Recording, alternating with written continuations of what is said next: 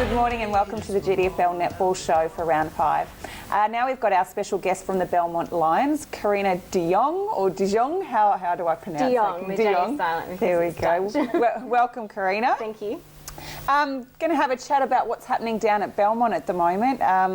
You know, I guess over the past few weeks, I know us girls on the panel here have been having a bit of a chat that you girls are definitely a team you've got to watch out for, which is good. It's great news to get that. You've got a few new girls down there as well. Can you tell us a little bit about those? So we've got 2 girls that have come across from Belpost Hill, Jess and Julia Millard. So they've been very good inclusion to our side. Also Kim Martin, who's stepped in as our big strong defence. So it's good to finally get some height. We've struggled with that for quite a while.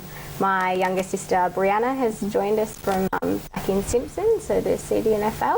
Well, that's 4 already. And then we've got Courtney and Tegan, who are both younger girls, and they're both having a good run in seniors as well. So are they all playing A grade, these girls, or sort of across the board in the senior teams? Yeah, so all in A grade. All in A grade. So a really new look at A grade Belmont team, really. And lots of new girls across the other grades as well. So. Excellent. And how have they blended in with the originals from Belmont?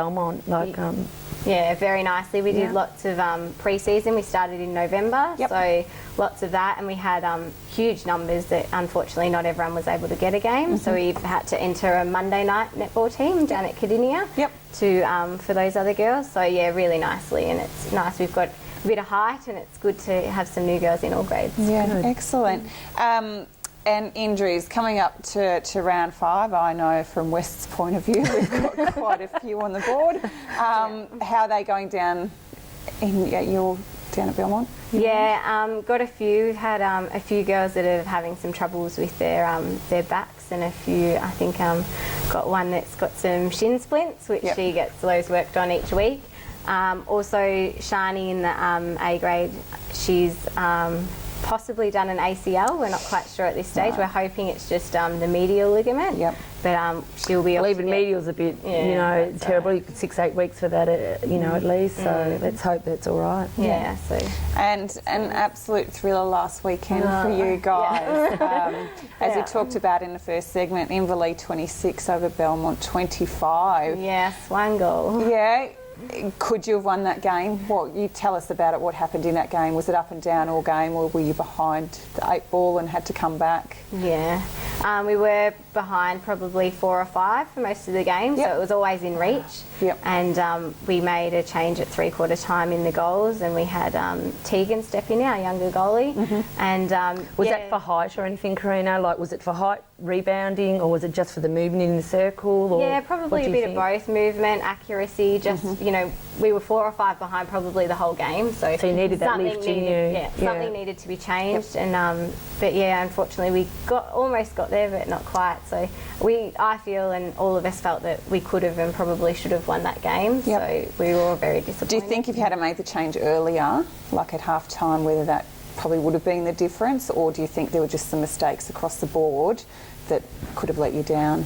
Yeah, look, we probably all made some mistakes here or there. The pressure was quite a lot, and there was, those passes, some bad ones along the way. But it's games like this one where it is so close that, you get your players to put pressure on, and then whether they cope or not, it's another thing, you know. So, that's a good pressure test for you. Yeah, exactly. But you've got to remember that Inverleigh last year, not very changed from last year, ended up just outside the 5. So, they're still a team. I don't think we've seen the best of Inverleigh so far this year, because I know that last year we were raving about them. We were up there in the top 5. And in saying that, sort of, what do you think your aims are? Have you made aims as an A grade team for the year? What do you want to do this year? Yeah, look, our aim was to be competitive, and I feel that we've got a side that could push finals, so absolutely. And each week we've walked away after Belpost. We were much closer than what we were the previous year, and like you said, Inverleigh much closer than what we were the previous year. So we are more competitive, and we can keep going. And I think, but that gives you confidence too when you get to those top team players. And to lose by that shorter amount than you did the previous year, that really gets confidence in you and in your team players and the overall you know, running of the game. So, you know, there's only one way but up for you guys. Yeah, exactly. Look, I think sometimes it's nice going in as the underdog team as well against some of these other teams, and the pressure can be taken off you. And absolutely looking at your margins from last year to see those differences, which is great. But, you know, I'm hoping that everyone down there has settled in really well, because that's a really important thing. And you've got full teams. How are your juniors and lower grades going?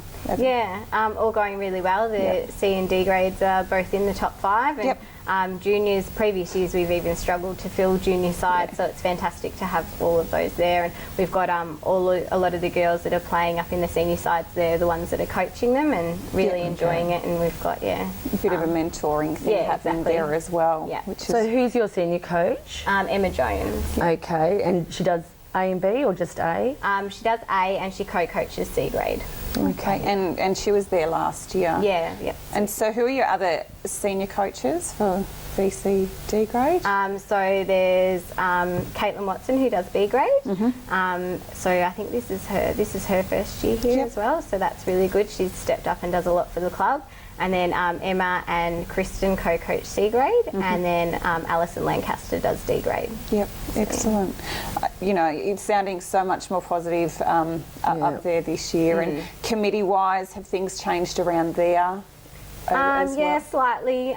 Still got Grant Ward as the president down there, and he's done a great job looking at where the club was a little while ago. So yeah, money-wise and all of that kind of thing, everything's really positive, and football's going well, netball's going well, and there is a really good positive vibe around the club. So do you find it hard, like your netball court's a little bit of a trip away from the football, like do you find that difficult? Do you find that distances you from the rest of the club, or could make it a little bit more positive? Yeah, not so much distance as just like we get over there, the boys will sometimes come over us. It's more the facilities. There's nowhere to get changed, and that's quite frustrating. We can, and I know the toilets are behind the school. You go around this corner, around that corner. People can't find them. No, that's right.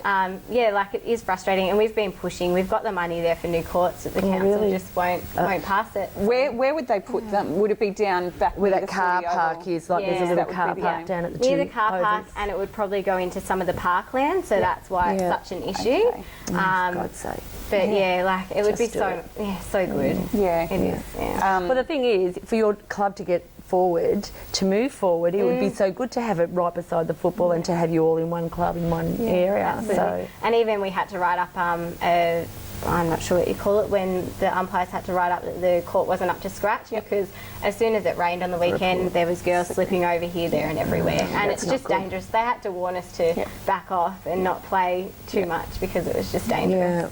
Got to do the best that you've got with the facilities that are provided. So. Absolutely. Thank you so much, Karina, for joining us, and good luck in today's game and for the rest of the season, and we'll be back after this break.